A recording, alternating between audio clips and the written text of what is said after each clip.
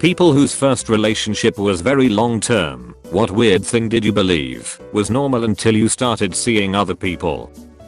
Not me, but the girl I'm currently dating said that her first long-term boyfriend would stare at himself in the bathroom for an hour or so before going to bed each night. This is morbid, but I thought it was normal to argue every day. I thought all couples have their bickering, and it was just a regular thing. I was astounded when I went into my next relationship and actually got on with the guy and went weeks and weeks without having any issues. It always felt like the bubble was going to burst. Goes to show, don't stay in a relationship just because you've already invested a ton of time. You get one life, spend it with someone who makes you laugh every day. My parents' relationship was like this. When I met my current partner, I told him I would never get married because I don't see the point in being stuck in an argument for the rest of my life. His response was, okay, well, if we communicate, I don't see why we would be always arguing. I didn't get it and didn't want to get into it. One day we were communicating and the conversation was intense, not even arguing/raised voices, and he said, let's take a break from this. I'm feeling frustrated, and I just sat there dumbfounded like, what? You aren't gonna yell at me? I texted my then new girlfriend about where I was and who I was with about every 30 minutes. After the third time, she told me that she didn't need to get updates on what I was doing and to just let her know when I got home safe. I remember feeling almost a physical weight being lifted off my chest because I didn't have to worry about my girlfriend freaking out if I didn't update her. I learned what trust felt like that night. Psychological abuse. I have a physical reaction now when my current partners are nice to me. When I do something he would have berated me for hours and locked me in my room for. Like, I get a panic attack because my partners are nice to me when I drop a glass, or got laid off, or forgot to unload the dishwasher. And then they don't bring it up every time they're irritated with me. My ex was still yelling at me 14 years later I did when we first started dating. Crap like I forgot to pick up his laundry from the floor, or bought the wrong brand of bacon. At the end there, the lectures lasted hours as he recounted 14 years of offenses. My current partners? They don't throw crap in my face that I did the day before. The dissonance is crazy. I knew the other abuse wasn't normal, but my stepdad is the same way with my mom, so I had no idea. I just thought it's how men are. Being cowed into an open arrangement equals normal. Him introducing me to friends while hanging out or going to parties, and then him telling me later in the evening after the ice had broken that they were actually the girl or girls he was screwing. Capitulating to his insistence that we continue to hang out even though I was uncomfortable with knowing this new information equals normal. Him making unwelcome and uncomfortable comments to other women I was friends with in front of me to attempt to orchestrate threesomes that I was not okay with normal. If you love me, you'll chase after me equals normal. If you love me, you'll leave FaceTime up at all times so I can see what's going on in your dorm equals normal. If you love me, you will not show any sad or mad emotion because it ruins my mood equals normal. People's love languages are all different. It's especially jarring when you have a lot of experience doing things a certain way and then finding out that isn't what somebody else needs. It can take some work to figure out what's inherent to yourself and what was learned from your partner. Learning about different ways people express affection for each other and why they might do it that way was a big help for understanding my mom. For me, I express and understand affection by spending time with someone. But my mom never really wanted to spend much time with me and didn't appreciate me trying to spend a lot of time with her. It made me feel really unimportant and a bit unloved at times. But then I came across this site talking about different kinds of showing care and found one that fit her perfectly on it. Showing affection by doing things for someone. Not with them, but for them, to make their lives easier. My mom had been trying all that time to show she cared by doing little things for me all the time, things I often hardly even thought to notice. and that was probably why she would get so upset when she asked me to do some small thing for her and then I forgot. Me forgetting to do that small and seemingly unimportant thing probably made her feel unimportant and unloved. Figuring that out has really helped me understand her. It wasn't super long term, only about a year, but when you're in high school that's fairly long term. My ex was a very clingy dude, sweet but would follow me around every social gathering and get jealous of me spending time with my friends. When I started dating the guy who is now my husband, I remember looking around at a party early on of mostly my friends that he hadn't met before, and I couldn't find him. I asked someone where he was, and he was out by the fire with a group of people chatting and hanging out. I was astonished that we could just go our separate ways in a social setting, and that was totally fine. We didn't have to be attached at the hip the whole time. My ex basically taught me that it wasn't okay for me to be upset about things. Every time I would get my feelings hurt, even when I was upset about something completely unrelated to him, it was somehow flipped around, so I ended up reassuring and comforting him. That crap really messed me up, and I basically had to relearn how to be vulnerable with my so. He also had a very solid plan of how he expected me to live my life. Basically his main goal for me was to have kids and be a good housewife. Yikes. On the bright side, nowadays I'm happily engaged and my fiance treats me with so much love and respect. He's supportive of my dreams and we are able to lean on each other in times of hardship. Just a SFW remark. Her father hating me. I just thought this was normal, but in the subsequent 3 relationships, last one turning into a marriage and family, the parents were kind, and I couldn't believe that is possible. Sorry, I don't have any NSFW things, all the girls were very open to experiments. This is a little strange I guess, sort of an individual thing, but with my first 2 relationships, 5 years total between the 2, I never realized how cuddly I am. I used to hate being touched or kissed, and I never realized that wasn't just the way I was. I even thought I might be asexual, but deep down I knew that wasn't the case. My fiancé used to be the same way, but when we met, somehow things just clicked into place. Your partner should actually make an effort to spend time with you. You shouldn't have to surprise them to spend any time with them. This makes me sad. I would lick the side of my first girlfriend's face like a dog and she loved it.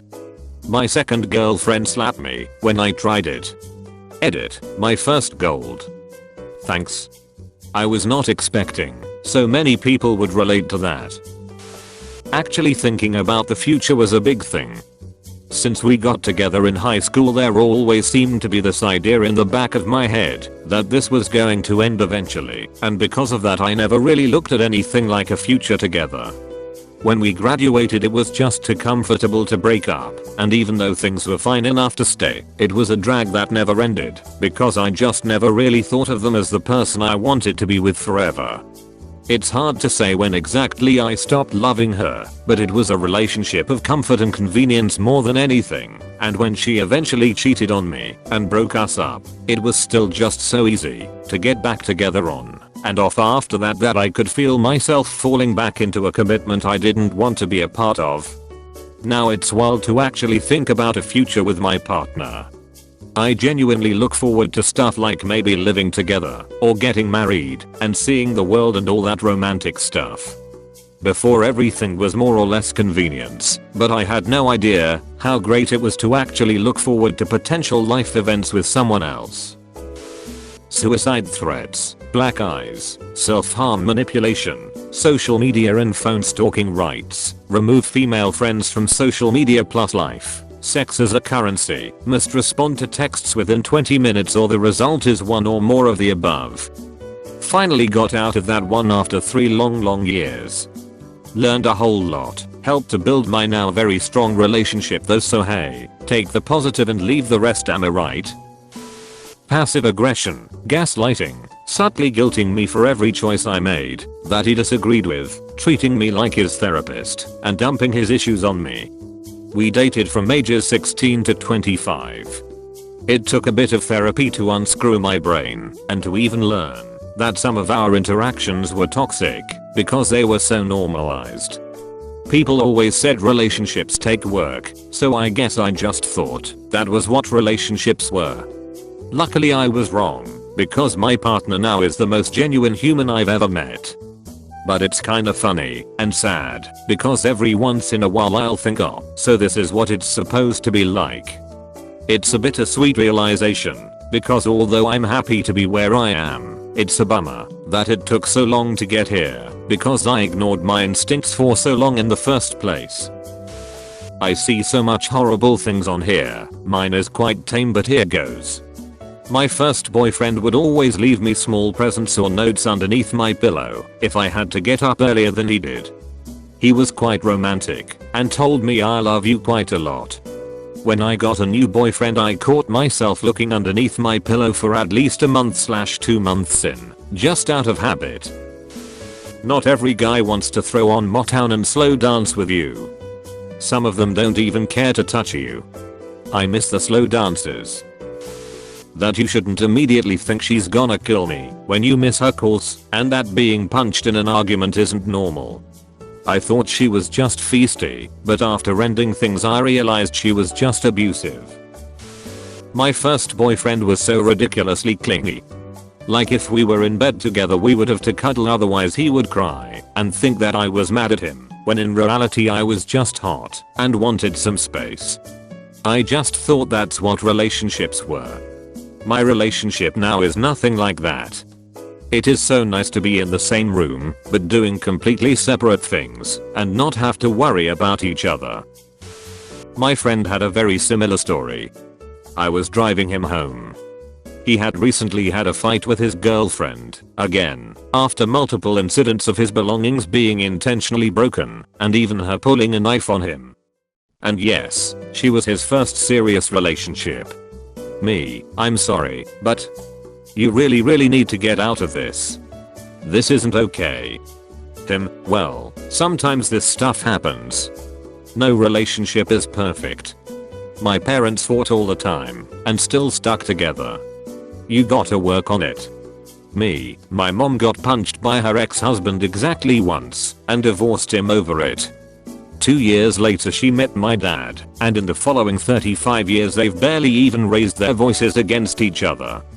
He got real quiet. Ultimately he moved to another city to cut off contact from her completely and is a changed person now. Lot happier. My current girlfriend started an 18-year-long relationship when she was 14. She was the victim of abuse for years because she never knew any better. Marriage is hard is what people would say. She thought she had to stay and fix things. And like most abusers, he was manipulative. He used the threat of suicide to keep her guilty about wanting to leave, and the implication of homicide to make her scared to leave. I'm the first serious relationship for her since leaving. Every now and then she has to remind me that she doesn't know what to do because she's never been in a normal relationship before. Don't know, never saw anyone else. Married her. Edit, as a neat side effect, we do tons of stuff I'm sure other people would think is really weird. Crying. All the time. She would use tears to the point of manipulation.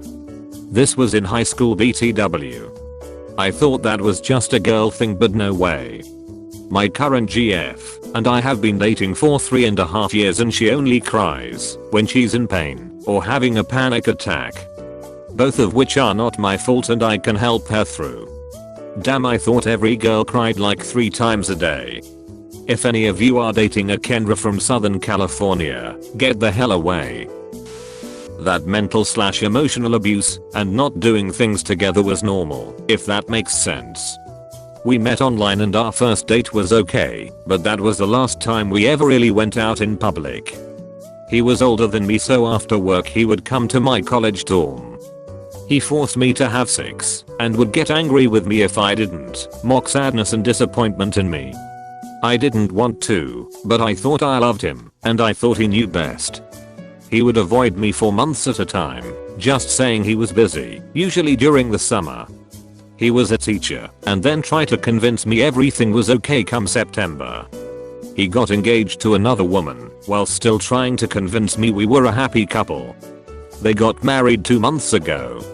Yes, I should have registered the signs, but he was my first relationship ever, and I just wanted to believe it was all normal and okay. On a much happier, lighter note, I'm currently engaged to the actual man of my dreams, and he treats me like a princess. It was very minor all things considered. I got used to never being complimented, just criticized. I take that back, he did compliment me once. He told me that in Saudi, his parents worked for an oil company and had moved there, I'd be worth many camels because I was buxom, had childbearing hips, and reddish hair. Yeah, he actually said buxom. I've been married 22 years, and he was several years before that, and I still don't do well with compliments.